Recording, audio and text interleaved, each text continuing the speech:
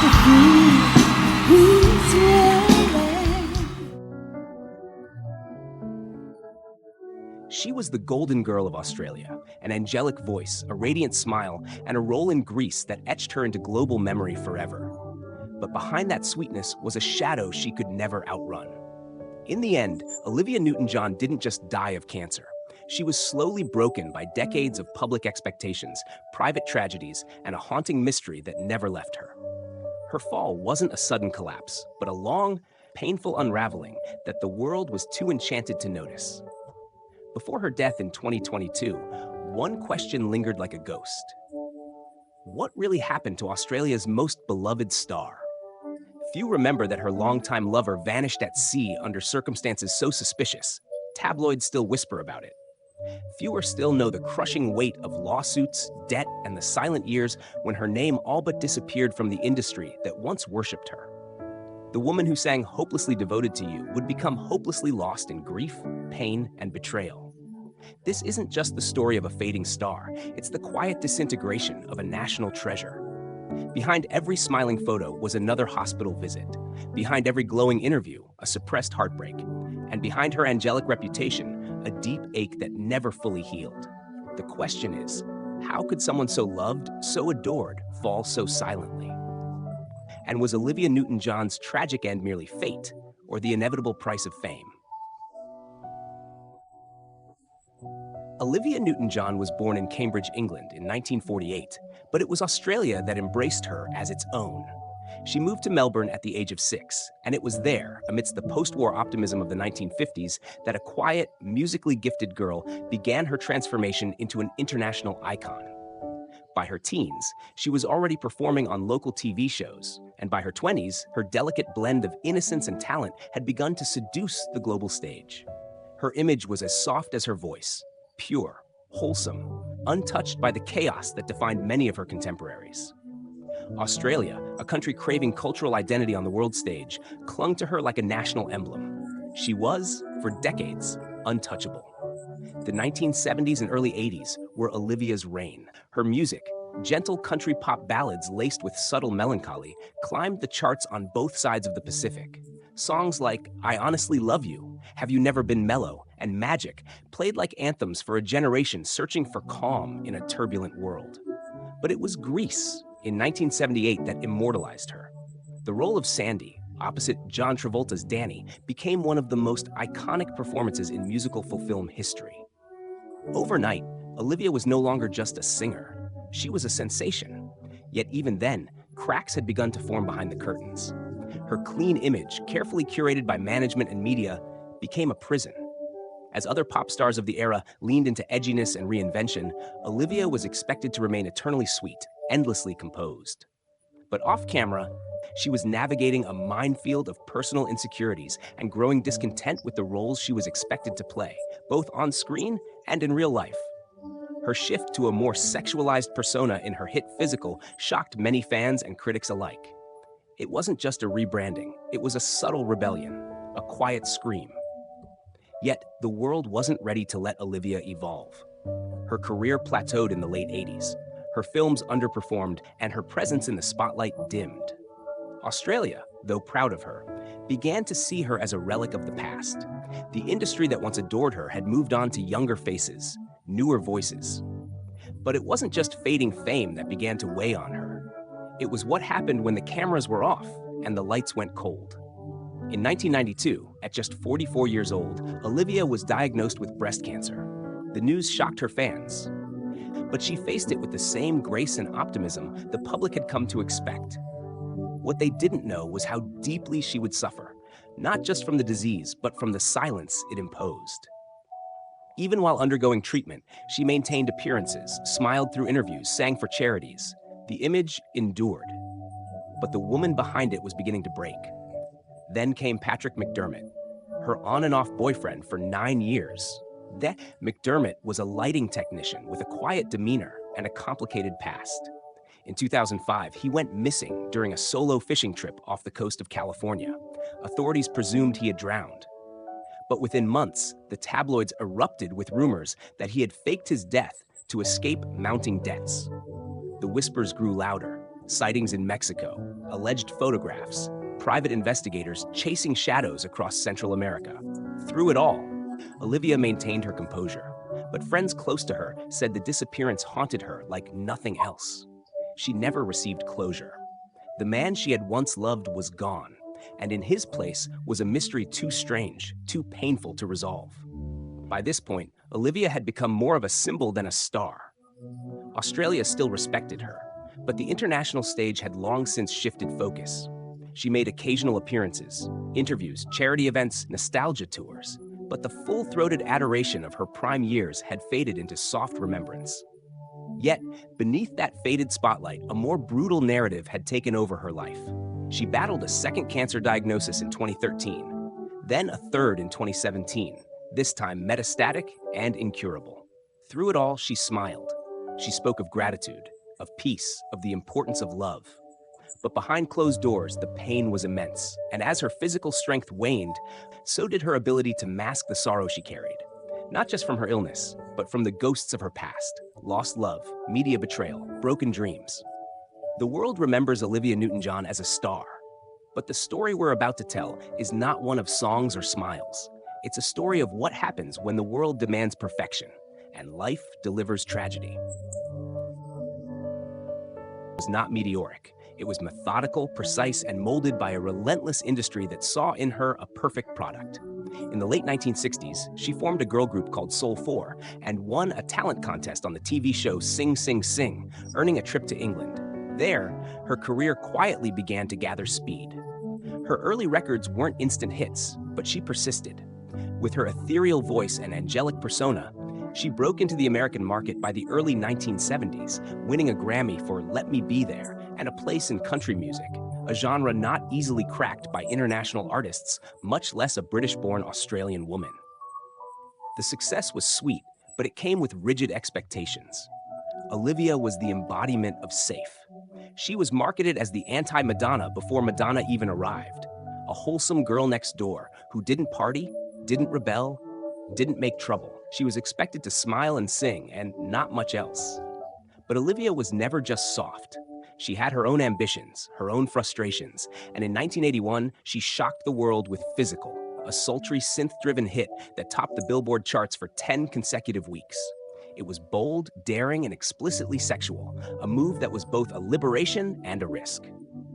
The gamble worked commercially, but it fractured her image. Some fans felt betrayed by her transformation.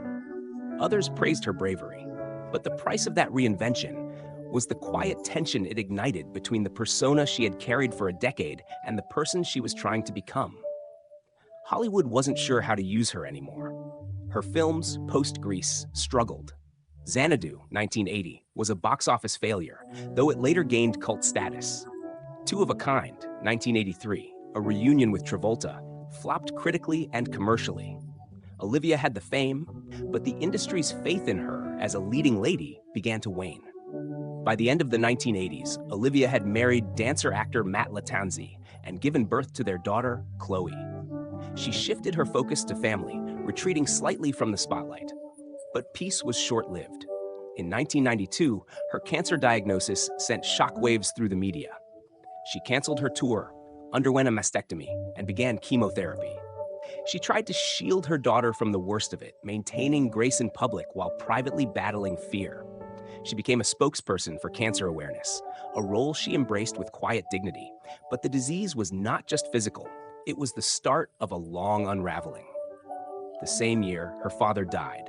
Her business empire, Koala Blue, a fashion and lifestyle brand, collapsed into bankruptcy. She lost millions. Lawsuits followed.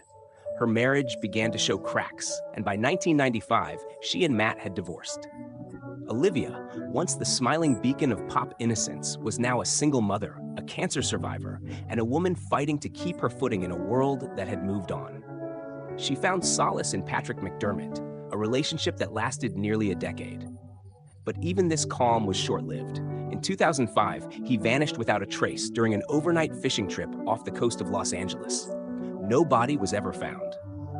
The official conclusion was accidental drowning, but within weeks, investigators and tabloid journalists began uncovering strange details, mounting debts, possible insurance fraud, and alleged sightings of McDermott alive and well in Mexico. For Olivia, it was a nightmare. Not just grief, but confusion. Was the man she loved dead or hiding? And if he was hiding, what did that say about the relationship they shared? Friends said she was devastated, torn between loyalty and betrayal. She never spoke harshly of him, always choosing grace over bitterness, but those close to her described the disappearance as a wound that never healed. The world watched, speculated, gossiped. Olivia suffered in silence. She remarried in 2008, finding a new partner in John Easterling, a businessman and environmentalist. For a while, she seemed to find peace again. But cancer returned in 2013, then again in 2017, this time spreading to her spine. She began using medicinal cannabis to ease the pain, becoming a vocal advocate for alternative treatment. Interviews showed a woman still luminous, still generous, but unmistakably tired. Meanwhile, her daughter Chloe was waging her own battles: eating disorders, public scrutiny, and a strained relationship with fame. The Newton-John name had opened doors, but also cast long shadows. Olivia supported her fiercely, but there was an unspoken sadness in their dynamic, an inherited pressure neither could fully escape. As Olivia's body weakened, so did her appearances. By 2020, she had largely retreated from public life. Fans around the world mourned her silence without realizing the full extent of her struggle. She had given everything: her image, her health, her love, her time. And in the end, the world only remembered the light, not the slow-burning tragedy that fed it. She passed away on August 8, 2022, surrounded by family. The headlines were reverent, the tributes were grand, but few truly understood the weight of what she had carried. Olivia Newton-John didn't simply fade away. She was slowly, quietly taken by a lifetime of loss, heartbreak, and the quiet cruelty of expectation.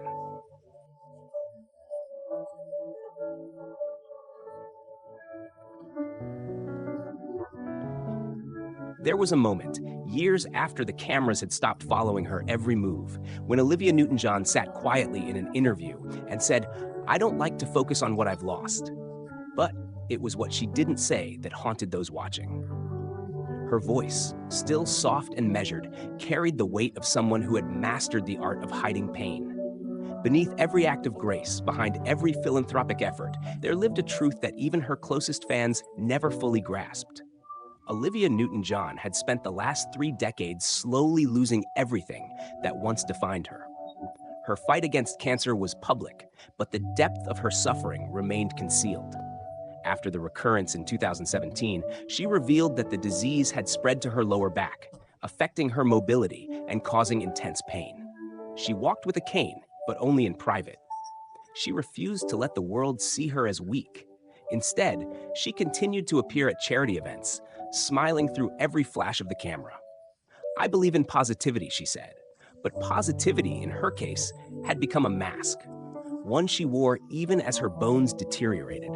Behind that mask was the memory of a man who had vanished into silence. Patrick McDermott's disappearance never stopped haunting her.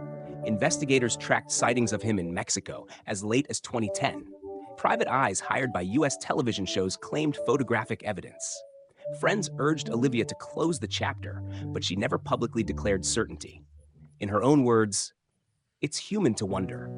She never remarried emotionally, not fully. John Easterling, her second husband, was a source of peace in her final years, but those close to her knew a part of Olivia had disappeared with Patrick. Then there were the financial shadows. Koala Blue's bankruptcy left her shaken and wary. In private, she was devastated by how quickly the business unraveled, losing millions and being sued by creditors. For a woman celebrated for her elegance and composure, the public unraveling of her personal investments was a humiliation she never acknowledged in full.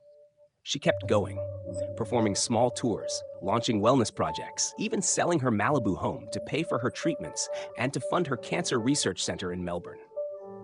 It was a legacy born from pain. But the most painful chapter of all may have been the struggle of her daughter, Chloe. Under the public's microscope since childhood, Chloe Latanzi's battles with anorexia, drug use, and anxiety became fodder for tabloids. She confessed in interviews that living up to Olivia's image had nearly destroyed her. Olivia stood by her unconditionally, but friends noticed the quiet sorrow in her eyes whenever Chloe was mentioned.